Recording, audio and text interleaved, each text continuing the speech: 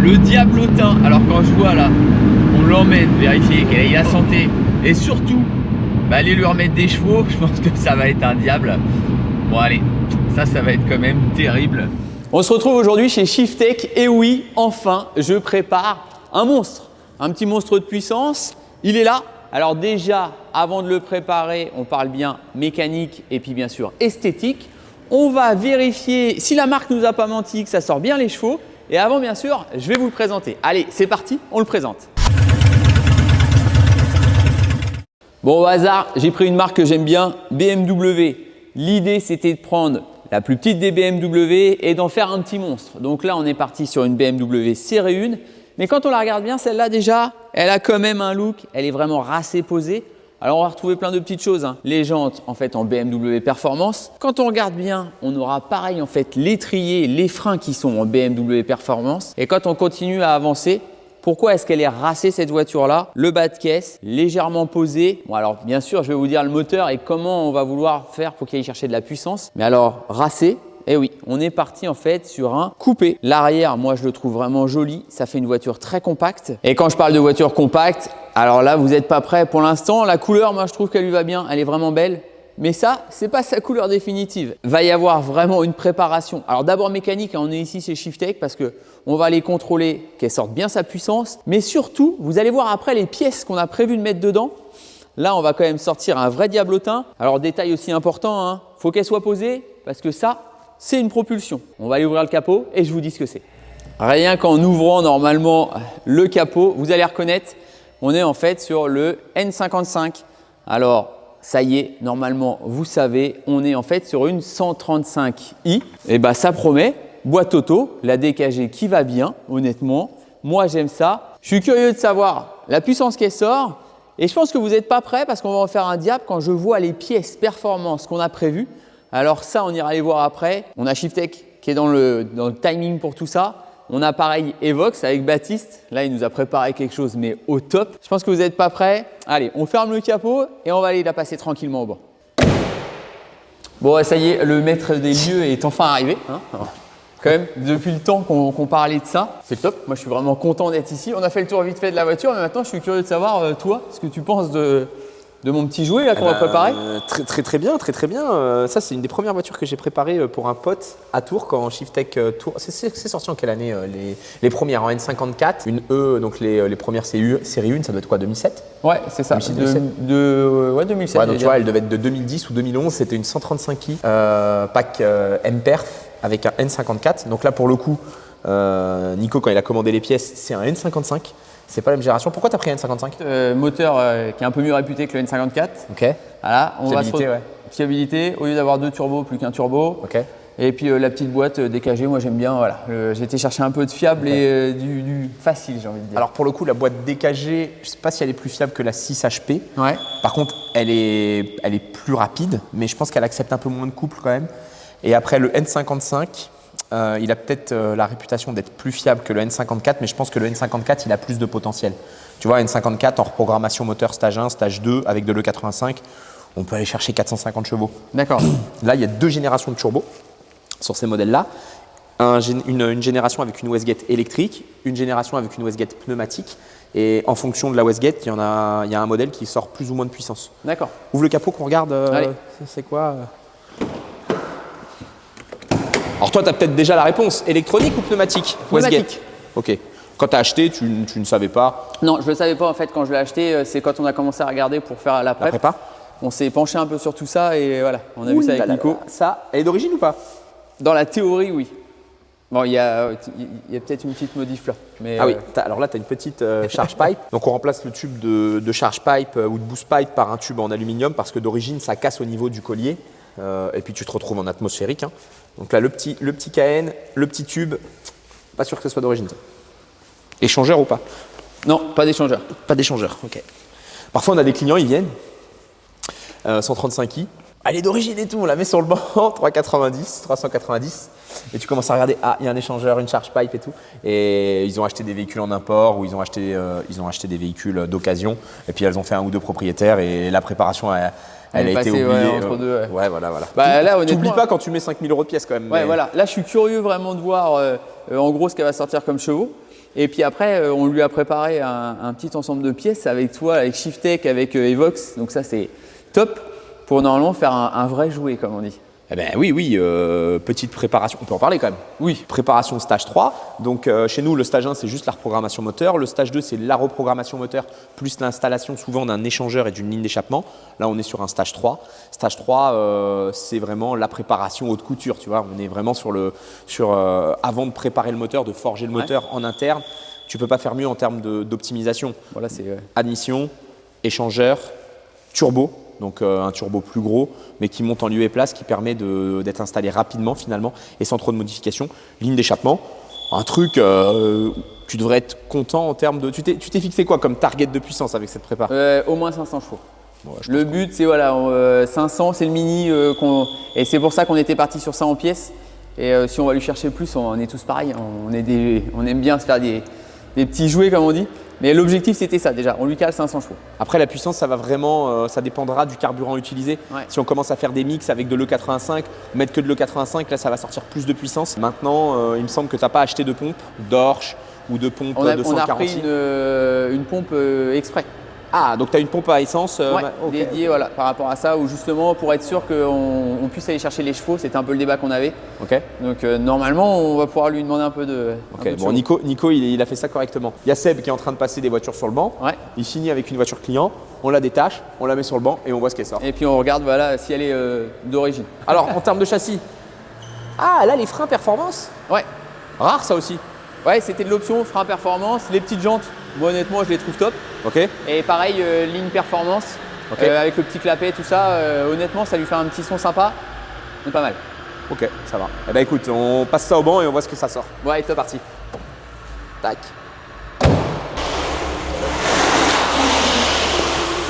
Et allons-y, sur la côte. Ça rigole plus. Ouais, parti. La petite mise au banc.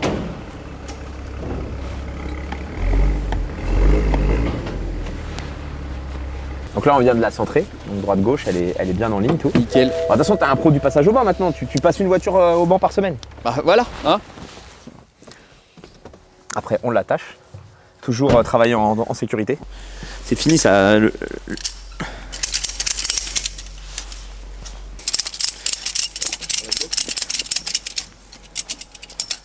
Vas-y, mets-y un coup, Seb, j'ai pas attendu derrière. C'est une BMW série 1. Faut bien faire attention à ce qu'on raconte, hein, parce que tu sais, E80. 2.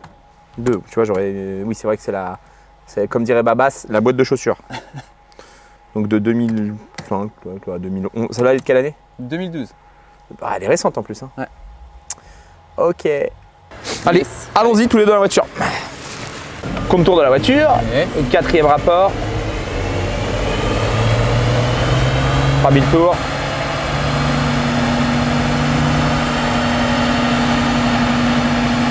Là, on est synchronisé. On redescend, dès que c'est vert, c'est parti. Et c'est parti. Allez, yes.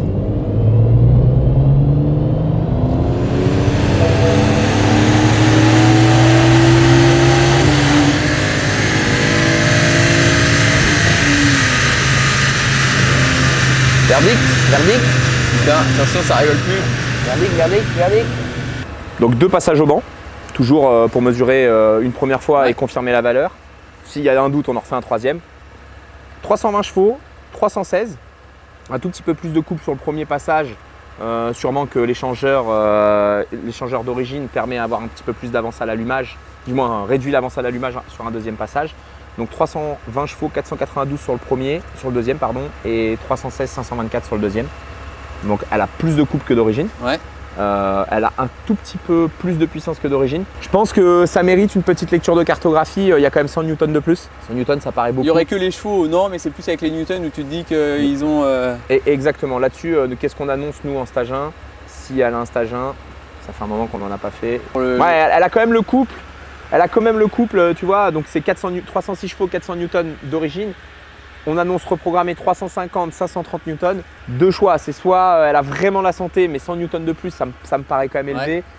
Elle aurait sorti 315, mais 450 newtons. Ok, elle a la santé. Là, il y a 100 newtons de plus. faut faire une petite lecture de la carto et s'assurer qu'elle est d'origine ou prépa. Mais bon, fondamentalement, on s'en fiche. C'était histoire. Elle tourne un peu, elle a peut-être une petite bobine quand même, hein. T'entends? Ouais, j'entends. On va lui faire une bonne révision. Ouais. On va checker les bougies, les bobines, lui faire l'entretien, lui faire la prépa stage 3. De toute façon, on ne fait pas ça sans faire toutes ces étapes-là. Tu me la laisses et on se retrouve dans quelques jours. Je te la confie. Et puis voilà, dans quelques jours, on se retrouve. Après, nous, on sera curieux de savoir combien elle sort de chevaux. On a Exactement. dit le target minimum qu'on voulait. Je vais rien dire, Non, mais ça. Et puis, pareil, il faudra suivre parce qu'on va avoir toute l'évolution. Là, on est vraiment sur la partie mécanique, top, Shifttech, Evox. Donc là, on va avoir un vrai jouet. Et puis, Shifttech, on en parlait en off, mais on peut là en parler. Il y aura le site à aller voir, une tuerie. Moi, j'ai quelques images, je peux rien dire, mais il sera sorti. Donc là, il faudra aller voir. Est-ce qu'on tourne la vidéo? On tourne la vidéo. Je t'ai annoncé quelques petites infos croustillantes, mais c'est pas encore sorti. Mais en théorie, quand tu sors ta vidéo, c'est en ligne. Normalement, on est pas mal. Donc là, voilà, il faudra faire ça. Et puis, il ne faudra pas hésiter de toute façon à aller s'abonner pour suivre tout ça, liker, en même temps s'abonner à Shifttech parce que alors il y a une partie de vidéo que nous on fait, mais bah toi tu vas nous faire aussi 2-3 pépites sur elle en vidéo. De toute façon, il faut suivre tout ça au top. On va te partager les rushs, des pièces qu'on va déballer, monter, qu'on va prendre en photo. Tu vois, il y a mon équipe de TikTokers. Là, il suffit, on a les deux, là, ils sont au taquet. Donc quand il y a un problème, c'est eux. Voilà. De toute façon, il y a deux choix. C'est soit je t'appelle, je te dis elle sort la puissance, soit je t'appelle et je te dis que le moteur il est plié. Quoi. Voilà, c'est. Non, je déconne. Donc voilà, quand ça sonne, tu fais plier, pas plier. Non, parce que toi tu vas dire ah c'est bon. Là c'est au moins une petite semaine. Hein. Ouais bah oui, c'est ce qu'on a dit. Je suppose que on va la mettre sur le pont, on va déjà checker. Peut-être que je vais t'appeler, je vais te dire il y a besoin de remplacer un flector, peut-être qu'il va nous manquer un joint. Ouais, bah oui, suivre tout ça. Et voilà, souvent ce genre de préparation stage 3, quand on fait des packs performance, c'est facile. On a toutes les pièces. Sur je sais pas, une Golf 8R aujourd'hui, tu demandes un stage 3 ou une GTI, eh ben, les pièces. Mais là, au pire, quand on l'aura sorti du banc, je suis curieux, on a déjà les pièces d'arrivée, on va aller les filmer un peu. Ah ouais, tu veux teaser quoi? Ouais, un tout petit peu, on fait ça, on va aller voir un petit peu quand même. Allez, j'enregistre la course. Ça marche, on enregistre. Bon, nous voilà dans l'atelier. Dans l'atelier. Côté méca, elle va se retrouver là dans quelques heures sur le pont. Impeccable. On va la désosser. Mais... Comme ça, voilà, moi j'aurai que les images désossées. Exactement. En attendant, on peut parler un peu de pièces. Exactement, ouais. Voilà. Toi, explique-nous un peu voilà, ce qu'on lui a mis en programme pour son stage 3. Allez. Alors si on commence sur la partie refroidissement, échangeur.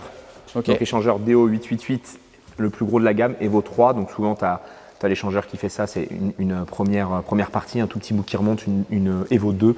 Et là l'Evo 3 c'est le plus solide de la gamme. DO888 ou Wagner, souvent on fait des produits des deux marques. Après tu vas avoir la charge pipe, mais qui est déjà installée sur ta voiture. Ouais. Alors là c'est Baptiste et Vox qui nous ont envoyé du FTP.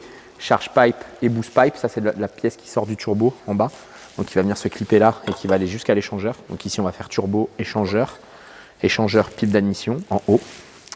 Le cœur d'une préparation stage 3, le turbo. Le turbo, ouais. Donc ça c'est vraiment la pièce maîtresse du montage. C'est ce qui nous permet vraiment de sortir plus de puissance, sortir les chevaux, d'aller stepper. Par contre je vois déjà deux trucs, il n'y a pas la Westgate, ça, visiblement ça ressemble à une Westgate électrique. Il va falloir voir si on a tout. Je vois que les gars ils ont déjà anticipé les joints, j'en parlais sur le banc, tu vois, et ils sont bons. Donc joint de bonne pipe, les colliers, donc ça c'est la durite qui va de ton turbo jusqu'à ta boîte à air. Okay, on se remonter sur la boîte à air d'origine parce qu'on a un diamètre plus important ici. Donc là c'est du pur turbo. Pur turbo, ils font des beaux turbos et d'ailleurs souvent ces pièces-là, le compresseur d'un pur. Tu vois, il y a le compresseur du turbo avec toutes les ailettes forgées et tout ça. Mais on va te faire des beaux plans. La downpipe, donc la partie échappement derrière, catalyseur sport. Donc Evox qui nous a envoyé cette downpipe. Avec ça, tu passes au contrôle technique. Ouais, on en avait parlé où il m'a dit si on met pas ça et qu'on te met en full, des katas, tu auras un diable et tu passeras plus au contrôle. Celle-là, tu passes. Exactement. Donc augmentation des perfs avec ça et respect des normes anti-pollution aussi. Donc ça passe au CT. La pompe Dorsch. Donc ça c'est la pompe à carburant haute pression. C'est la pompe qui est sur le moteur, c'est pas la pompe basse pression qui est dans le réservoir. Je pense qu'on va devoir faire une évolution de ta pompe dans le réservoir aussi, basse pression, à voir sur la phase cartographie. Ça permet d'acheminer plus de carburant en maintenant la pression ou en augmentant la pression dans le rail. Indispensable pour conversion éthanol, full éthanol ou indispensable en stage 3. Voilà dans les grandes lignes. Après il va nous manquer des pièces qui vont être liées à l'entretien, bougie, bobine pour moi, obligatoire. Vidange obligatoire quand on fait un stage 3. Flector, on va regarder l'état du flector. Normal, ouais. Voilà, peut-être faire une vidange de boîte de vitesse. checker le pont, si tout est en ordre et que toutes les pièces sont montées. Petit rodage de 100 km sur le banc, hein, très rapide, montée en température, quelques shoots et tout ça, et puis après cartographie. Donc là, après, au top, on… Voilà, la carto, vraiment sur le stage 3, c'est les cartographies où on prend le plus de temps chez nous. Le stage 1, c'est dans nos bases de données.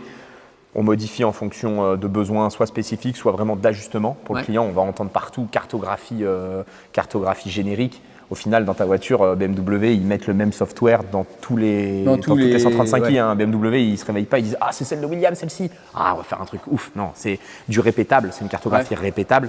Donc nous, on a notre base de données, on met dedans, s'il y a besoin, on modifie, s'il n'y a pas besoin, on ne touche pas, ça fonctionne parfaitement. Les gens dans leur tête, sur mesure.